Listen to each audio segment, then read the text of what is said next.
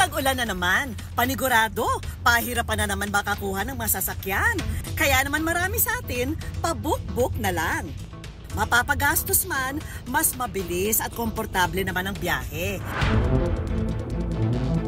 Pero paano kung sa pag-book mo, napagastos ka nga, wala pang panukli ang rider mo?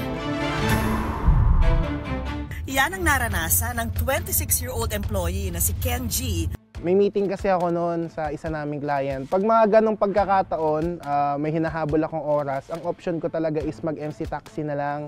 May pera man ako noong araw na yun, kaso buo siya. Dahil walang barya, no choice na raw siya kundi ibigay ang 1,000 pisong buo. Pero ang rider, wala raw panukli. Dahil na rin sa pagmamadali, nagkamap ako sa idea na, sige, sandali lang naman ako sa may meeting ko. Kung gusto mo, ikaw na lang rin ang maghatid sa akin pa uwi. Iniwan ko sa kanya yung cash ko na hindi ko na naisip kung babalik pa ba siya or babalik pa ba yung sukli ko. Nang hinayang man, hindi na raw umasa si Kenji na maibabalik pa ang sukli sa ibinayad na 1,000 pesos. Ang tanong, bumalik pa kaya si Kuya Rider?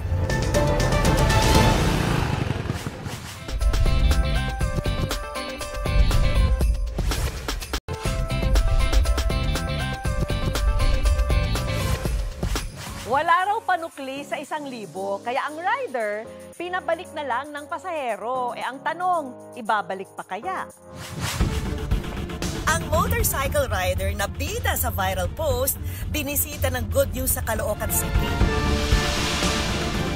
Si Tatay Jeffrey. 8 taon na raw siyang humaharurot sa kalsada bilang rider. Ito na raw ang bumubuhay sa kanilang pamilya. Lalo pat 3 sa 5 anak pa ang kasalukuyang nag-aaral. Yung pangalawa yung nag-aaral ng 3rd year college. Tapos yung pangatlo yung grade 11. Tapos grade 9 nag-aaral din. Dating gwardiya sa bangko si Jeffrey.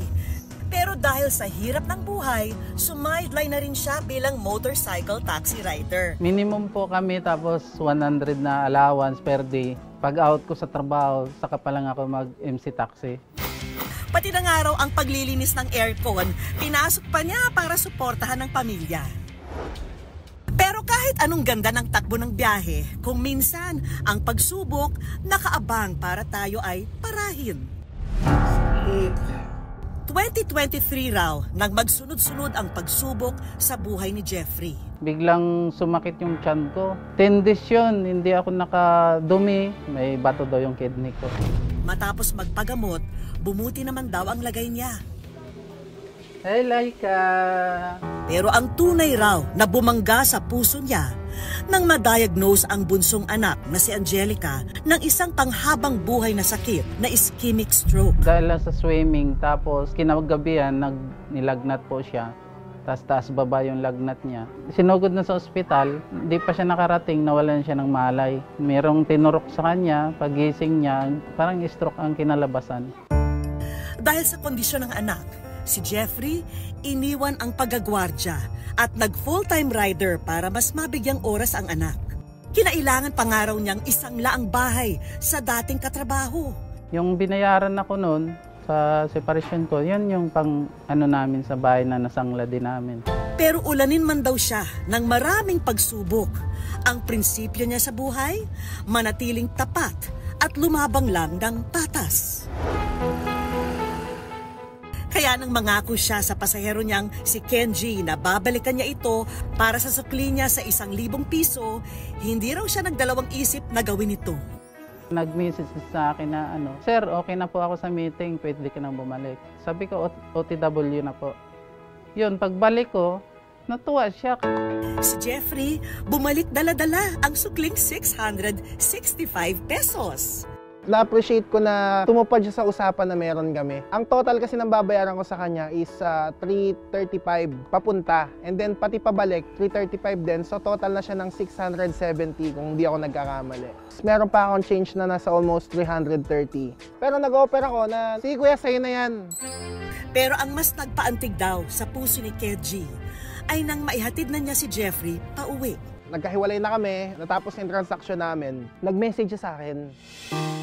Ang laman ng mensahe, hindi raw para humingi ng dagdag na tip. kundi ang litrato ng kanyang anak na bedridden. Ang tip na nakuha, malaking tulong daw sa pagpapagabot ng bata. Sa sobrang tuwa ko, inano ko sa misis ko, kwininto ko na, binigyan ako ng pasahero ng tip, malaki.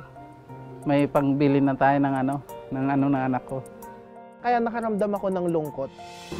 And then, noong mga time na yon, na-appreciate ko talaga yung mga pinagdaanan namin nung araw na yon is dahil may pinagdadaanan sila or nasa sitwasyon sila na nahihirapan na sa buhay, pero lumalaban sila. Laking pasasalamat ni Jeffrey kay Kenji dahil matapos na i-post ito sa social media, dumagsa ang tulong sa kanilang pamilya at sa anak niyang si Angelica. Kay Sir Kenji, salamat sa kanya dahil sa ginawa niya, maraming na-inspire. Nag-connect ba yung nangyari sa akin, nangyari sa anak ko. At ngayong araw, si Kenji muling paparahin ang nakilalang Good Samaritan para kamustahin siya at ang kanyang anak. Uy! Ba't ka nandito? Gusto lang kita bisitahin, regalo ko kay Angelica. Punta natin siya. Pwede ba to? Let's go! Angkas mo ulit ako! Nagulat ako sa'yo ah.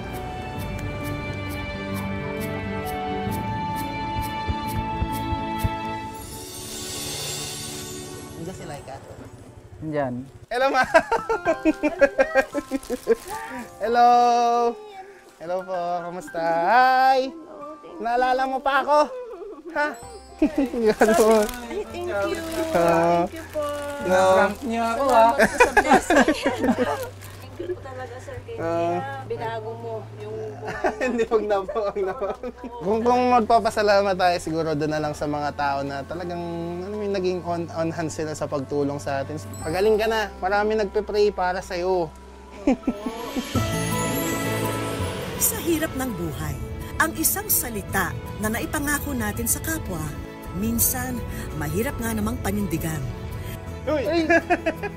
Pero tandaan mga kapuso, ang kabutihan sa dulo palaging nasusuklian ng biyaya mula sa Diyos.